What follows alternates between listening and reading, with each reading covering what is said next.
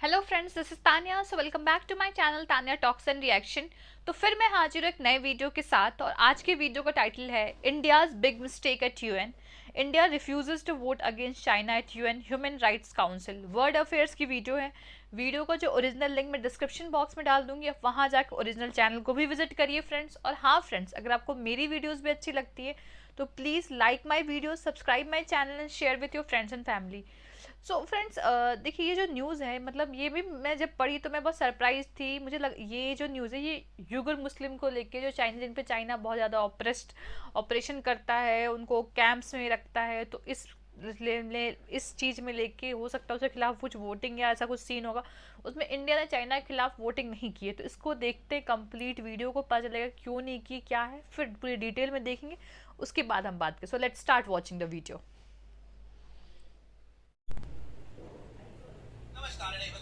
नमस्कार नहीं welcome you to world affairs. मैं प्रशांत धवन। नाउ रिसेंटली भारत सरकार के एक निर्णय ने सबको सरप्राइज कर दिया। सब लोग मेरे ख्याल से सरप्राइज्ड हैं। लोग ऑनलाइन पूछ रहे हैं कि जब मौका आया चाइना को टारगेट करने का यूनाइटेड नेशंस में, तब इंडिया पीछे क्यों हट गया।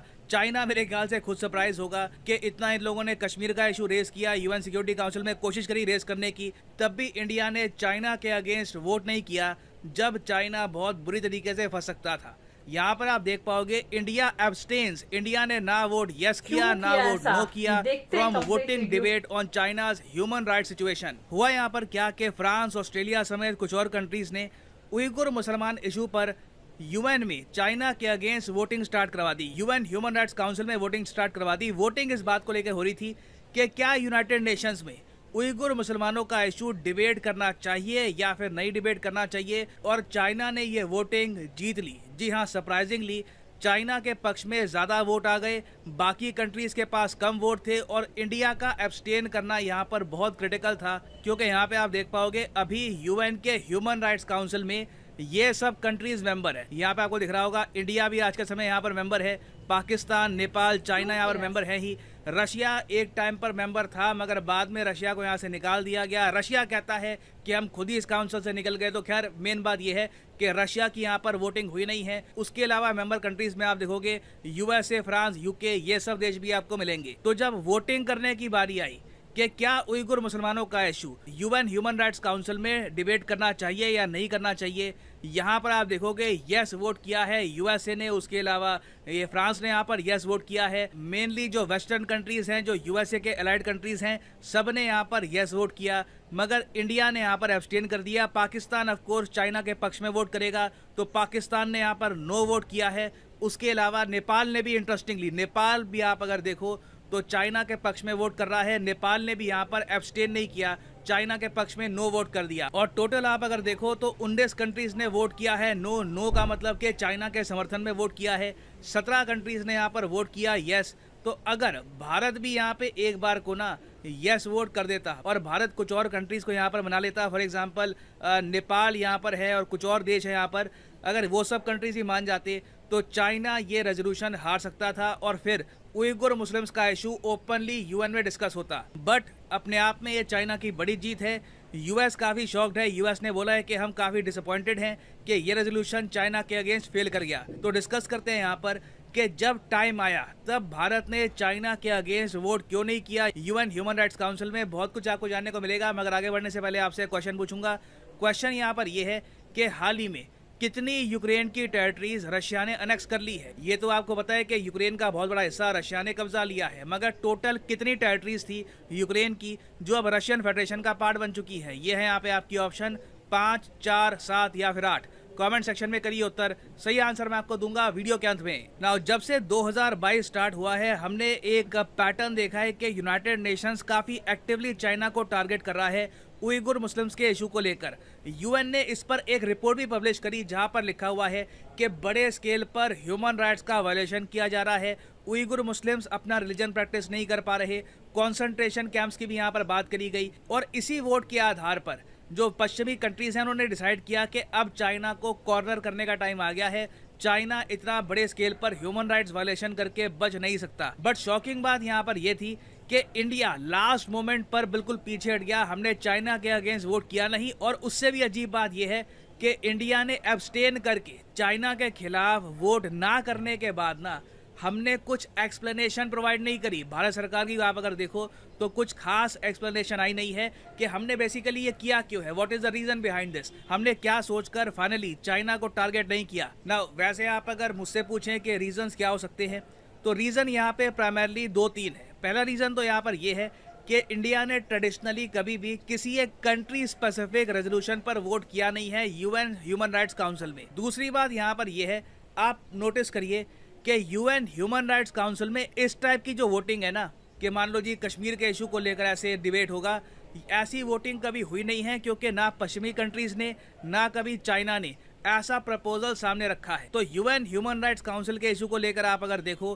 तो इंडिया और चाइना के बीच में एक म्यूचुअल अंडरस्टैंडिंग है कि दोनों कंट्रीज जो इंटरनल इश्यूज हैं एक दूसरे के, उस पर एक दूसरे को टारगेट नहीं करेंगे ह्यूमन राइट्स काउंसिल में। हाँ, बाकी ये है यूएन सिक्योरिटी काउंसिल में आप अगर देखो तो चाइना ने काफ़ी बार कश्मीर का इशू रेज करने की कोशिश करी, हमेशा उनको ब्लॉक कर दिया गया। मगर आप नोटिस करोगे 1-2 बार चाइना की कोशिश के बाद वो आगे सक्सेसफुल हो नहीं पाए। मगर बाकी जगह आप अगर देखो, पाकिस्तान के आतंकवादियों को डिफेंड करने के मामले में चाइना अपने यूएन सिक्योरिटी काउंसिल में होने का फायदा पूरा उठाता है और काफ़ी बार इंडिया के प्रपोजल्स ब्लॉक कर चुका है आतंकवादियों को ब्लैकलिस्ट करने के मामले में।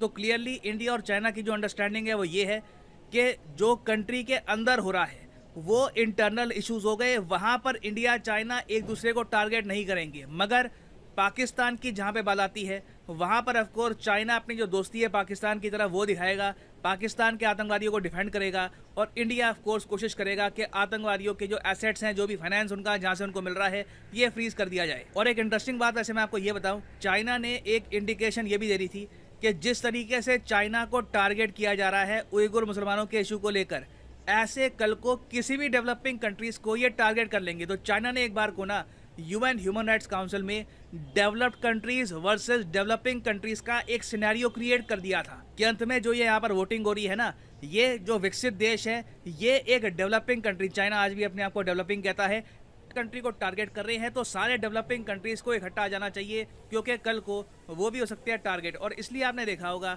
ना सिर्फ इंडिया, इवन ब्राजील ने भी यहाँ पर किया है एब्सटेन। और सरप्राइजिंगली, सबसे सरप्राइजिंग बात यहाँ पर आप ये भी नोट करोगे कि यूक्रेन, एक ऐसा देश जिसको यूएसए आज के समय लगातार मिलियंस ऑफ डॉलर्स के चेक दे रहा है, वेपन्स दे रहा है, ये कंट्री भी एब्सटेन कर गया। इस कंट्री ने भी चाइना के अगेंस्ट नहीं वोट किया, इवन तो यूक्रेन काफी बार कह चुका है कि चाइना बढ़ चढ़ के रशिया का सपोर्ट कर रहा है वॉर में। तो इसलिए हमको यहाँ पर कहना होगा कि ये एक मेजर डिप्लोमेटिक जीत है चाइना के लिए। ना सिर्फ भारत ने चाइना के अगेंस्ट वोट करने से मना कर दिया, इवन यूक्रेन ने भी यहाँ पर एब्सटेन किया है। मगर कहीं ना कहीं देखिए, इंडिया को सोचना होगा लॉन्ग टर्म में कि जो हमारी पॉलिसी है रिगार्डिंग चाइना, क्या ये ठीक है, क्या ये अभी के लिए जो स्टांस है कि एक दूसरे के इंटरनल इश्यूज पर डायरेक्टली हम कमेंट करेंगे नहीं, मगर जो आतंकवादियों का इशू है वो अलग है।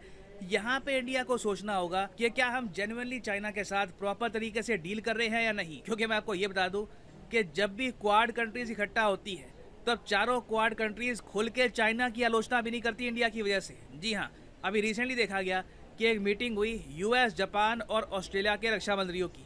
सब ने मिलकर कहा कि हम चाइना के अगेंस्ट खड़े होंगे, लिटरली चाइना का नाम लिया और ये कहा कि हम कसम खाते हैं कि चाइना के अग्रेसिव बुलिंग बिहेवियर के अगेंस्ट हम खड़े होंगे। अगर इस मीटिंग में भारत होता ना तो चाइना का नाम आता ही ना। आप देखोगे क्वाड की मीटिंग में आज तक मैक्सिमम इंडिया ने ये कहा है कि चाइना ने बॉर्डर पैक्ट्स को ऑनर नहीं किया। ये ऑफ कोर्स यहाँ पे हम बात कर रहे हैं गलवान वैली की, उसके बाद चाइना की तरफ से जो गोलियां चलाई गई थी थोड़ी बहुत हवा में, उसकी हम यहाँ पे बात कर रहे हैं। मगर इन सब चीज़ों के अलावा हमने डायरेक्टली कभी चाइना को टारगेट किया नहीं है। तो परहैप्स अब टाइम आ चुका है कि हम ज़्यादा प्रोएक्टिव रहे चाइना के अगेंस्ट यूएन में, क्योंकि क्लियरली चाइना जो आतंकवादियों को बचा रहा है पाकिस्तान में, वो आज नहीं तो कल इंडिया को ही डैमेज करेंगे और फिर वो इंडिया का इंटरनल इशू भी बन जाएगा। तो यहाँ पर मैं आप सबसे जानना चाहता हूँ, क्या आप भारत सरकार के इस निर्णय से एग्री करते हैं?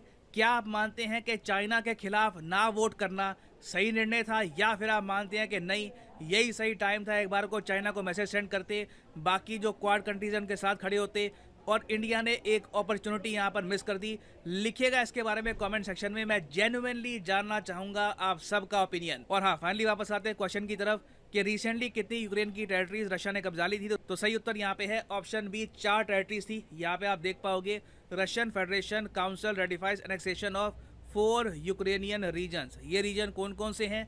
एक तो लुहांस्क, डोनेस्क, जापोरिजिया और उसके अलावा खेरोसन। क्राइमिया रशिया ने पहले ही कब्जा लिया था, तो याद रखिएगा ये बहुत न्यूज में है, make sure to remember this. Finally यहाँ पर मैं ये भी ऐड कर दूं कि लाइफ में अगर आप एक बार प्रॉपरली यूपीएससी एग्जाम की तैयारी करना चाहते हैं जेन्युइन तरीके से, तो आप अनअकैडमी का स्पेशल कॉम्बो पैकेज परचेज कर सकते हैं। कमेंट सेक्शन में जाइए, यहाँ पे आपको मिलेगा लिंक इस कॉम्बो पैकेज का।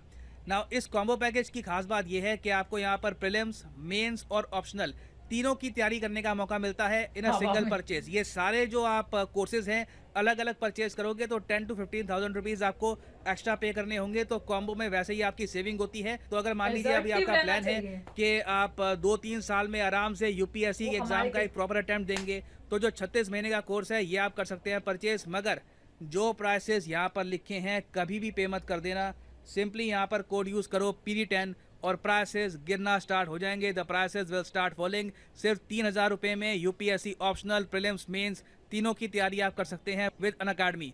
सो use the code PD10 and save money. So इसी नोट के साथ ये है वीडियो का अंत। Thank you for listening and as always God bless you all. तो फ्रेंड्स वीडियो ही खत्म। इवन मैं बहुत शॉक थी कि गवर्नमेंट ने ऐसा डिसीजन क्यों लिया, क्या रीजन था। सर भी जो रीजन बताया ना, मुझे कुछ इसमें दम सम नहीं लगा। हो सकता है कुछ इंटरनल रीजन होगा कि डेवलपिंग और डेवलप कंट्री का एक ब्रिज बना दिया तो सारे डेवलपिंग कंट्री साथ आ गए, जैसे ब्राजील आ गया, इवन चाइना और जितने भी डेवलपिंग कंट्री साथ आ गए, ये सब की। तो मतलब मुझे कुछ दम सम समझ नहीं आ रही है। मैं अभी भी मैं इस वीडियो देखने के बाद स्टिल आई एम कंफ्यूज कि इंडियन गवर्नमेंट ने स्टांस को क्यों छोड़ा। मतलब एक मौका था उन्हें पंच देने का, हम क्यों पीछे हट गए। मुझे अब हो सकता है कुछ फ्यूचर में समझ में। अभी मैं I trust my government, I trust my diplomats, but still sometime like we wonder why this step has been taken, because we live in a democratic country and to question our government and to question the government policy is our right, so we can, but still अगर किसी और को पता हो उसका कुछ accurate reason की क्या रीजन, क्योंकि मुझे नहीं समझ आ रहा है मेरे हिसाब से कि एक मौका मिला था कि जहां पे हम चाइना को क्रिटिसाइज कर सकते हैं ओपनली और सारे क्वाड मेंबर्स का साथ दे सकते हैं, वहां पे हमने क्यों नहीं दिया। और दूसरी बात मुझे सर ने ये बताया जब कि मतलब क्वाड में जब इंडिया नहीं रहता है तो बाकी तीनों कंट्री चाइना का और ज्यादा अपोज करते हैं, तो फिर ये चीज भी थोड़ी सी अजीब सी लगी कि ऐसे कैसे, मतलब पहले मतलब कि इंडिया रहता है तो क्या अपोज नहीं करने देता है, या बहुत सॉफ्ट स्पोकन है हम चाइना क्यों, हम अभी भी चाइना, लग रहा है कि अभी भी हम चाइना के लिए डिफेंसिव ही अप्रोच अपना रहे हैं। अगर मिलिट्रली पॉइंट ऑफ व्यू को छोड़ दे, जो गलवान वैल्यूज को छोड़ दे रहे हैं, हम डिप्लोमेसी पे हम थोड़े defensive. Why we should be assertive ना, जैसे हम बाकी कंट्रीज, जैसे हम यूएस के लिए, यूके के लिए, वाई नॉट विद चाइना।